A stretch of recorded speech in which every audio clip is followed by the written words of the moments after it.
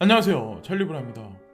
시장 상황이 그나마 그래도 지금 현재까지는 나쁘지 않게 흘러가는데, 저는 이제 여기서 이제 조금 더 올라갈 거라고 생각을 하고 있는데, 그게 왜 그러냐면, 저는 이런 어떤 차티스트들이 얘기하는 거나 아니면 보통 일반적으로 인간 지표를 되게 많이 보거든요. 근데 지금 톡방이나 텔레그램 방을 보면 아직까지도 이제 의구심을 갖고 있는 사람, 그러니까 의심하고 있는 사람들, 그런 분들이 되게 상당히 많고 지금 어느 정도 이제 상승을 했는데 여기서 막 갑자기 뭐 리플 코인이 4,700원 갈 거예요, 뭐 10,000원 갈 거예요라고 떠드는 사람들이 일단 없어요.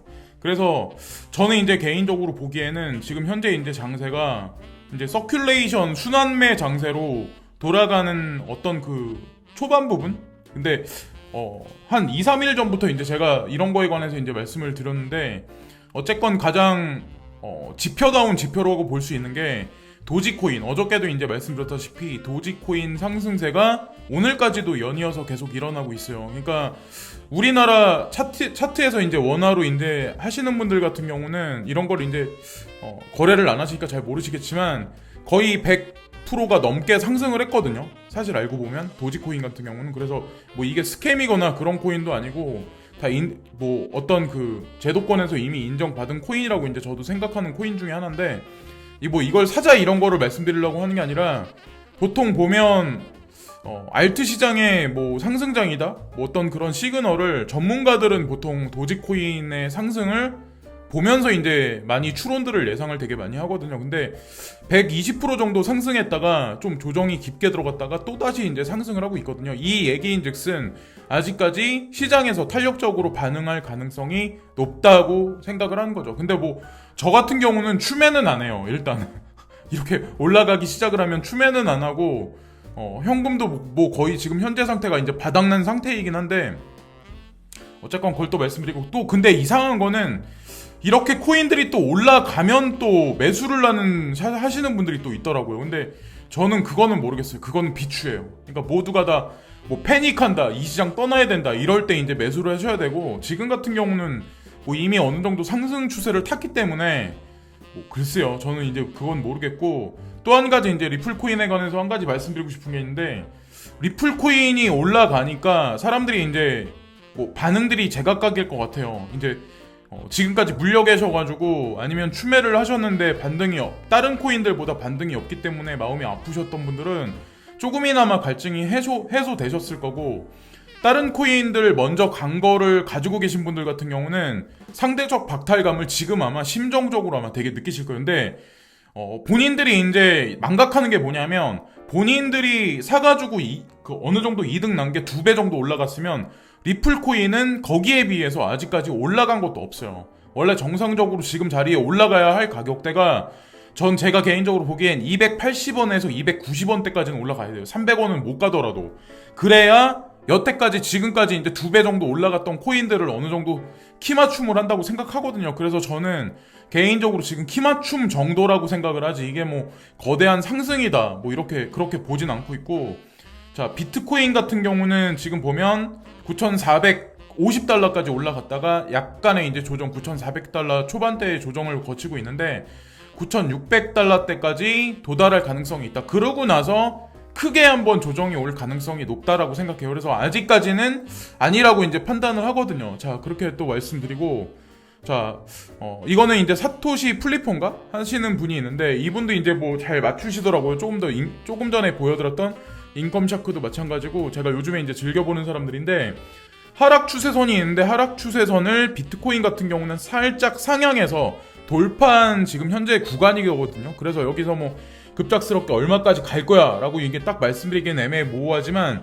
이 사람이 보는 측면은 21일 전후로 해서는 9,800달러까지 올라갈 가능성이 있다. 근데 여기서 뭐 10,000달러를 금방 뚫을 거다 라고는 말씀 못 드릴 것 같아요. 왜냐면 지금 같은 경우는 알트코인 장세이기 때문에 비트코인이 급격하게 올라간다면 그거는 알트코인 시장에 되게 부정적인 파급 여파가 있거든요. 그렇기 때문에 급격한 상승이나 급격한 하락은 없이 아마 대동소이하게 아마 스테이블하게 우상향 패턴을 점진적으로 그리면서 한 번은 또 조정을 약간 주고 이런 식으로 옆으로 사이드 횡보를 하지 않을까라는 생각을 하고 있습니다. 자, 그리고 에이다 루크마틴인데 에이다 차트랑 이더리움, BTC 페어하고 이제 3D 차트를 이제 보여드릴 건데, 에이다는 먼저 강하게 이제 횡보를 좀 오랫동안 하다가 에이다가 먼저 치고 올라갔는데, 지금 같은 경우는 이더리움이 아직까지 못 올라가고 있어요.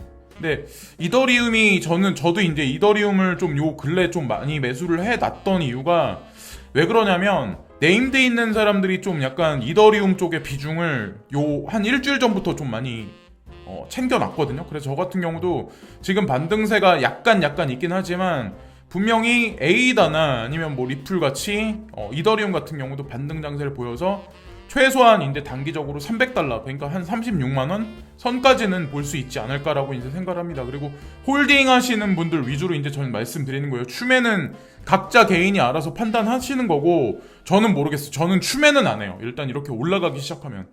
자, 그리고 그레이스케일 자산운용사 포트폴리오를 보여드리면 변동성이 많이 없어요. 근데 이제 눈에 띄는 게 하나 뭐냐면, GCash가 9.7 밀리언으로 많이 늘어났고, XRP가 3 밀리언으로 어저께 2.8에서 좀 늘어난 편. 그리고 나머지도 약간씩 늘어났는데, 스텔라 루멘이 상대적으로 다른 거보다 상승세가 좀 짙죠. 근데 제가 이틀 전인가 말씀드렸지만, 스텔라 루멘이 만약에 XRP보다는 수익률에서 향후에 이제 중기적으로 봐도 앞설 가능성이 높다라고 생각해요. 그거는 시총이 작기 때문에 그런 거예요. 세력들이 건들기 편해. 개미들이 많이 안 타 있는 것도 사실이고. 그래서 그렇게 보시면 어떨까. 그래서 저는 XRP를 가진 사람 중에 좀 똑똑한 사람들은 스텔라 루멘도 미리 확보해서 50대 비중으로 두시는 분들도 예전서부터 되게 많았었거든요. 그래서 뭐 전체적인 이제 종합적으로 거시적으로 좀 보시면 될 것 같고, 뭐 라이트코인 약간의 반등세, 뭐 전반적으로 약간의 이제 반등세, 이더리움 클래식도 약간의 반등세가 있었는데, 유난히 유독 하나의 코인만 오르지 않는 코인이 있어. 오히려 이거는 마이너스야. 마이너스 1.36%. 그래서 2.9밀리온의 자리를 지키는 호라이젠 코인이 있는데, 이 코인은 특성이 뭐가 있냐면, 이 코인을 가지고 계신 분들 같은 경우도 상대적 박탈감을 느끼실 수 있겠지만, 비트코인이든 캐시든 뭐 다른 코인들이 어느 정도 가서 조정이 들어가잖아요. 그러면 얘가 그걸 또 빨아먹고 얘가 뭐 10% 내지 20% 내지 이 정도 급격하게 상승할 가능성이 높은 코인이 또 호라이젠 코인이에요. 이거는 이제 제가 여태까지 이 코인을 홀딩하면서 관찰한 어떤 그 시점을 보고 말씀드리는 거예요. 그러니까 다른 코인 갈 때 안 가고 꼭 역행해서 가더라고요. 항상 이제 제가 보면은 아마 베리 실버트가 제가 보기에는 트레이딩 하시는 분들한테 그렇게 지시를 내린 건지 왜 그런지 모르겠지만, 어쨌건 그거는 그레이스케일이 알아서 이제 요리를 할 거라고 생각하고, 피터 브렌트가 오랜만에 이제 이더리움 차트에 관해서 언급을 하기 시작했는데, 사토시 가루 했을 때 0.02637 인데 이 사람이 바라보는 목표가가 0.032까지 올라갈 가능성이 있다. 그래서 20% 정도 상승하는 거죠. 여기서 이제 한 25%, 20 몇 프로 정도 되겠네요. 그래서 저 같은 경우도 이더리움의 상승 비중을 좀 높이 지금 현재 앞으로 올 여름 시즌에는 보기 때문에 어떻게 될지 모르겠지만, 어쨌든 네임드 있는 사람들이 다 추측을 지금 그런 식으로 다 하고 있네요. 그래서 거꾸로 가지는 않을 거라고 이제 생각을 합니다. 보통 보면 반대로 갈 거다라고 말하는 사람들도 있는데, 코인데스크닷컴에 무슨 얘기가 나왔냐면, FATF 암호 교환을 위한 글로벌 감독 프레임워크가 강화될 거다, 이런 얘기가 나왔어요. 근데 저는 시세가 올라가는 것도 중요하지만 규제안이 어떻게 발의되고 언제 날짜에 뭐 재무장관이나 중앙은행 총재들이 어떻게 이런 거에 관해서 협의를 하나도 되게 중요하다고 생각하거든요. 근데 여기 날짜를 보시면 FATF가 파리에서 16일하고 21일까지 누가 이제 회의를 진행하냐면,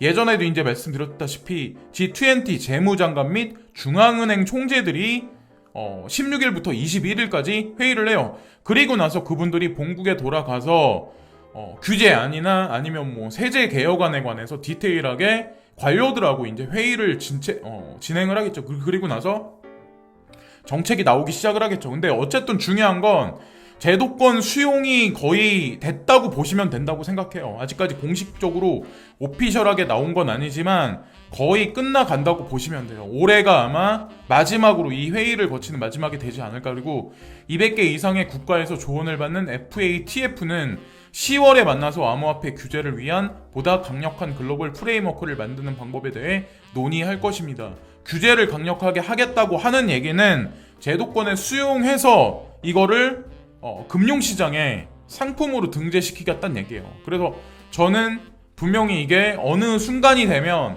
지금 많은 사람들이 이제 주식시장에 몰려가 있지만 그러니까 가상자산 시장이 경계가 이제 주식시장하고 애매모호한 어떤 그 다 담벼락이 허물어지는 그런 시점이 분명히 올 거라고 생각하거든요. 그래서 지금은 그냥 에피타이저라고 보시면 될 거라고 이제 생각을 합니다. 그리고 또 하나 이제 제가 조금 더 올라갈 가능성이 높다라고 생각하는 이유가 지금 뭐 톡방이나 이런 데 보시면은 채팅글이 없어요. 야, 리플 올라간다, 스텔라 루멘 올라간다, 시아코인 25% 상승했네? 막 이렇게 떠드는 사람이 많아야 되는데 일단 제가 개인적으로 보기에는 수익이 많이 난 사람이 없어. 고인물들만 있어서 그럴 수도 있지만, 그리고 어떤 코인이 올라가면 어떤 코인이 살아날 거야, 어떤 코인은 안 올라갈 거야 라고 말하는 사람이 있는데, 그렇게 말하는 사람일수록 코인일 가능성이 되게 높아요.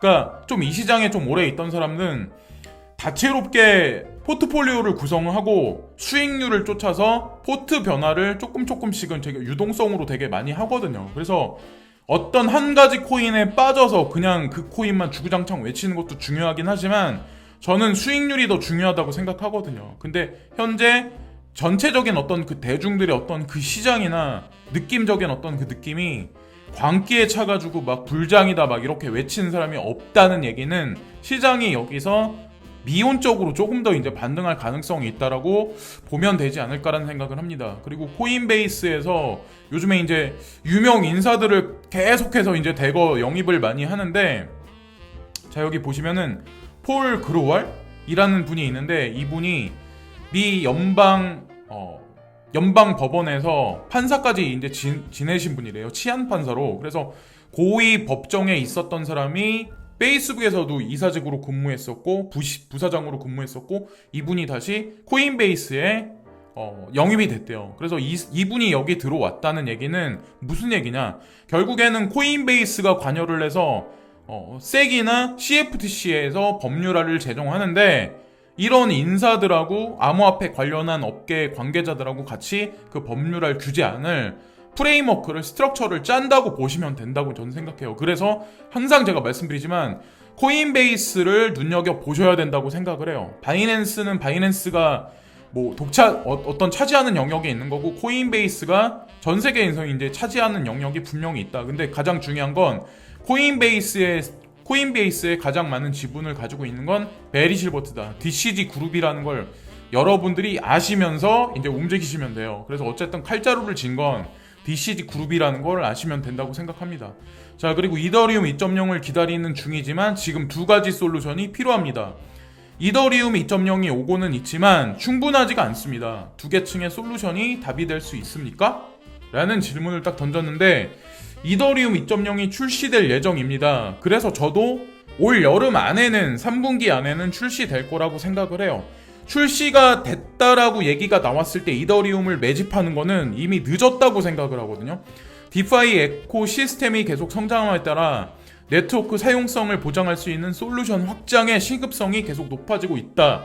이더리움 2.0은 네트워크의 안정성을 제공할 수는 있는 장기적인 솔루션으로 간주되며 이번 여름에 대망의 업그레이드가 출시될 예정입니다라고 코인텔레그래프에서 이런 얘기가 지금 나와요. 그래서 딱 구체적인 시기와 날짜가 아직까지 나온 건 아니지만 어느 정도 그래도 저는 신빙성이 있다라고 생각하거든요. 특히나 이제 코인데스크닷컴이나 코인텔레그래프는 제가 지난 5년간 쭉 지켜봐왔던 그런 대표적인 암호화폐의 매스미디어사라고 보시면 돼요.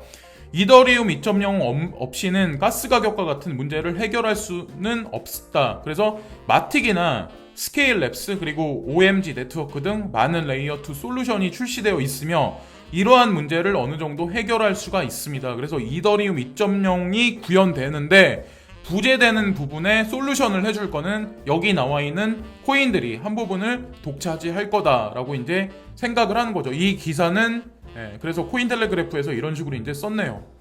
자, 그리고 두 계층 네트워크의 개념이 새로운 것이 아니다. 예전에 이제 비트코인 같은 경우도 확장성에서 부재되는 게 있다. 속도도 되게 느리다. 이런 얘기가 나올 때 어떤 게 있었냐면 하드포크가 2018년에 개최가 됐었는데 세그윗이 처리됐고 두 계층 솔루션은 몇 년 동안 작동해 왔으며 여기 보면 RSK라고 루트스탁이라는 게 있어요. 그리고 라이트닝 네트워크가 그러한 솔루션의 예입니다. 그래서 조금 전에 말씀드렸다시피 이더리움 2.0 같은 경우는 마틱이나 스케일 랩스, OMG 네트워크가 아마 여기서 루트스탁이나 라이트닝 네트워크가 비트코인 속도를 확장시켜주는 그 일환이 되는 것처럼 제가 이제 말씀드렸던 그런 코인들이 아마 그 부가적인 사이드적인 요소가 되지 않을까라고 생각합니다.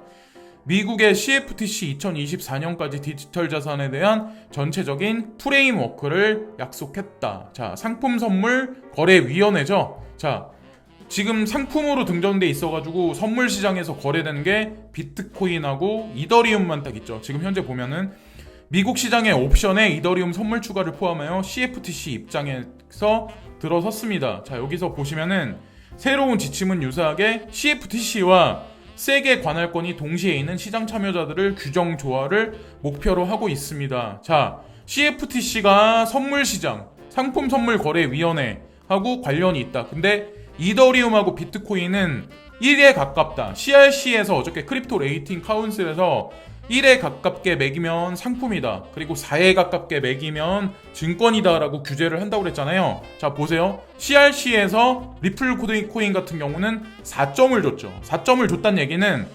여기서 증권거래위원회가 이제 리플사에 관여를 해가지고 만약에 선물 시장이나 뭐 IPO가 만약에 성공적으로 이루어지려면 세계에서 분명히 뭐라고 발표를 할 거라는 거죠. 저는 그게 아마 트리거가 연말이나 내년 초가 될 거라고 생각해요. 리플 입장에서는 지금은 상승한 게 키맞춤 정도라고 그냥 보시면 된다고 생각해요. 여기서 뭐 급작스럽게 5,000원 갈 거야, 10,000원 갈 거라고 떠드는 사람이 있다면 그거는 사기꾼일 가능성이 되게 높은 거고, 중국 회사 코스코, 알리바바의 안트 블록체인 구현했다. 또 다른 주요 컨테이너 운송 회사는 블록체인을 수용하며 이번에 중국 국영 회사에서 알리바바의 안트 블록체인을 구현했다. 이 얘기가 나와요. 무슨 얘기냐? 안트 파이낸셜 있죠. 알리바바는 어쨌든 중국에서 운영하는 국영 업체가 돼버렸어요. 지금 현재로서는. 자, 여기 보시면 이 기술은 세계에서 가장 귀중한 핀테크 회사인 알리바바의 안트 파이낸셜을 통해서 제공되고 있습니다. 중국은 알리바바를 밀어주고 알리바바는 안트 파이낸셜이라는 이 금융회사를 만들었어요. 여기서 보시면 글로벌 블록체인 특허를 212개로 1위로 전 세계에서 이제 특허권을 가지고 있고, 2위가 IBM 136개 블록체인 특허로 2위, 그리고 한국 회사인 코인플러그가 107개 특허로 3위를 차지했습니다 라고 여기 나오죠. 이 세 가지 회사를 눈여겨보셔야 되고, IBM하고 관련이 있는 거는 스텔라 루멘이다 라고 보시면 되고, 자, 여기 보시면은 소프트뱅크가 있고 마윈이 있고, 그리고 다른 어떤 그 홀더들이 있는데 알리바바 그룹의 홀딩스에 투자가 이제 지분이 돼 있는 상태죠. 그래서 알리바바 홀딩스가 알리페이의 70%의 지분을 또 가지고 있다라고 말씀드리면서, 제가 왜 알리바바 그룹에 관해서 눈여겨보고 예전서부터 막 지켜봐왔고 그랬었냐면, 소프트뱅크에서 알리바바 그룹의 지분을 28%를 보유하고 알리바바가 소프트뱅크 지분에 상호 스왑돼가지고 제가 알기로는 20몇 프로인가 하는 거를 보유한 걸로 알고 있어요. 자, 그래서 소프트뱅크에 관한 많은 얘기들이 되게 많아요. 쿠팡이라는 회사부터 해가지고 뭐 ARM부터 해가지고 스프린트사, 뭐 퀄컴, 폭스콘, 우버, 플립, 뭐 카트, 뭐 해가지고 엔디비아, 뭐 소프트뱅크 비전 펀드가 투자했던 여러 가지 회사들이 지금 뭐 망해간다, 뭐 아니면 뭐 쿠팡도 여러 가지 어떤 그런 부정적인 얘기들이 되게 많았지만, 결국에는 여기 나와 있는 소뱅에서 투자했던 모든 기업들, 그리고 ARM에서 만들어내는 집적 회로가 모든 곳에 다 인공지능이 들어갈 수 있는 전 세계 1조 개 되는 인공지능에 다 들어간다면, 결국에는 저는 소뱅에서 손정희 회장이 그리는 그림이 완성됐을 때는 우리가 생각하는 것보다 상상을 초월하는 여러 가지 일들이 있을 거라 생각하거든요. 근데 어쨌건 소뱅이 알리바바 그룹에 투자했었다는 거를 좀 저는 예의주시해서 이제 봐왔다고 이제 말씀드렸는데, 자, 얘기가 이제 삼천포로 빠졌는데, 알리바바 그룹에서 자, 안트 파이낸셜을 만들어내고 안트 파이낸셜이 알리페이를 집도해서 움직여요. 그리고 각각의 은행들이나 보험사들, 뭐 병원, 각종 뭐 증권회사 관련해서 안트 파이낸셜이 또 움직여요. 우리나라가 카카오가 이제 행하는 여러 가지 것들을 보시면 은행을 만들어내고 그리고 거기에 금융사, 증권사, 보험사, 이커머스 관련해서 움직이기 시작을 하죠. 가만히 여러분들이 보시면 비슷하다는 걸 아마 여러분들이 아실 거예요. 자, 안트파이낸셜의 로고를 한번 일단 보시고 안트쉐어라고 해가지고 네오코인을 제가 이제 말씀드리려고 하는데 저도 이 코인을 사 모으고 있어요. 지금 이제 올라가가지고 제가 매집을 하진 않지만 홀딩하고 계신 분들은 계속 지속적으로 관찰을 하세요. 손절하고 여기서 팔고 나가지 마시고 안 오른다 하지 마시고 안트쉐어를 이제 보시고 이게 리브랜딩 된 게 내 5코인으로 바뀌었어요. 왜 안트파이낸셜을 우리가 주목해야 되냐면 이게 글로벌 페이먼트 시장의 커버러지, 그러니까 어디에 많이 투자가 됐냐. 첫 번째 알리페이, 중국 본토니까. 그리고 두 번째가 페이티엠, 인디아 페이티엠에 되게 많은 돈이 들어가 있어요. 여기에는 페이티엠에는 페이스북도 여기다 돈을 투자했고 제가 아는 걸로는 워렌 버핏도 여기에 돈이 투자된 걸로 알고 있어요. 거기다가 더 나아가서 손정희 회장도 페이티엠에 단독으로 소뱅 비전 펀드에서 투자가 진행된 걸로 알고 있습니다. 그리고 타일랜드, 코리아에는 카카오페이에 안트파이낸셜이 또 관여가 돼 있어요. 그래서 필리핀, 홍콩, 말레이시아, 인도네시아, 파키스탄, 방글라데시 등 그래서 전 세계 페이먼트 관련한 데는 모두 관여를 하고 있는 게 안트파이낸셜이라고 보시면 돼요. 제가 그래서 네오코인에 관해서 집중을 하는 이유였고 간접적인 어떤 그 소스는 여러분들이 또다시 이제 찾아보시면 여러 가지 이제 발견하실 거라 생각하고 한중일 간편 결제, 제휴, 구조도 우리는 일본은 별개다, 한국은 별개다, 중국은 별개다. 딱딱 선을 그어가지고 자꾸 이렇게 보시는데 그게 아니라는 거죠. 이면에서는 자본시장의 흐름은 다 엮이고 설켜서 다 움직인다는 거죠. 자, 보시면 네이버페이가 라인페이하고 연결돼 있어요. 여기 보시면은. 그리고 위챗페이가 네이버페이하고 연결돼 있고 위챗페이가 라인페이하고 또 연결돼 있어요. 그리고 카카오페이는 알리페이하고 또 연결돼 있어요.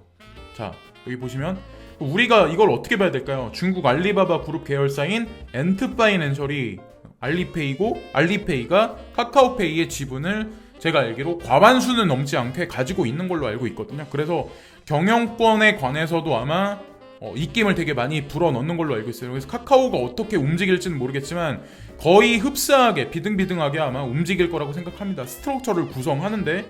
자, 그래서 내가 무슨 어느 나라 코인에 투자해야 된다, 뭐 미국 코인이다, 중국 코인이다, 뭐 일본 코인이다, 자꾸 사람들은 막 구별해가지고 어떤 코인이 오르면은 어떤 코인은 죽을 거야, 안 오를 거야 막 이러는데 제가 다시 한번 강조해서 말씀드리지만 그렇게 말하는 사람일수록 코인일 가능성이 되게 높아요. 그런 건 없어요. 이 시장에 블록체인, 코인마켓에서 그런 건 존재하지 않아요. 수익률이 있다면 내가 언제든 포트폴리오를 바꿀 수 있는 거고 우리가 보이지 않게 중국은 미국의 어떤 기업에 투자가 돼 있고 또 미국의 어떤 자본은 중국의 어떤 기업에 투자가 돼 있고 일본의 어떤 기업에 투자가 돼 있어요. 알고 보면. 근데 대중들은 거기에 이제 정치적 색깔을 대입을 시켜가지고 색깔론을 대입을 해서 정치적 편향을 나누는데 그럴 필요가 절대 없다는 거죠. 그건 이제 뭐 어떤 이 나라 저 나라 다녀보지 않으신 분들? 뭐 그런 분들이 약간 그런 성향이 되게 제가 이렇게 가만히 보면 그런 게 좀 약간 심하더라고요. 그러니까 국적을 떠나서 이제 말씀드리는 거예요. 그래서 오늘은 이런저런 말씀을 드렸는데 아직까지 시장 상황에서 뭐라고 말씀드려야 될까? 이 시장에 관해서 엄청나게 불장이다 이렇게 떠드는 사람이 없기 때문에 제가 이제 개인적으로 보는 거는 조정이 있으려면 조금 더 있어야 되지 않을까. 그래서 지금 가지 못한 코인들이 아마 분명히 있을 거예요. 그래서 서큘레이션 장세가 지금 계속 진행되기 때문에 분명히 가지고 계신 코인도 분명히 올라갈 가능성이 높다는 거죠. SC 코인 사람들이 얼마나 많이 욕을 했어요. 근데 거의 30% 가까이 상승을 했잖아요. 자, 똑같은 거예요. 리플 코인도 마찬가지야. 상승하지 않았었어. 근데 상승을 하고 있잖아요. 키 맞춤을 하는 정도이긴 하지만 자, 근데 리플 코인, 이오스 같은 거 그런 거 지금 현재 많이 못 오르고 있었죠.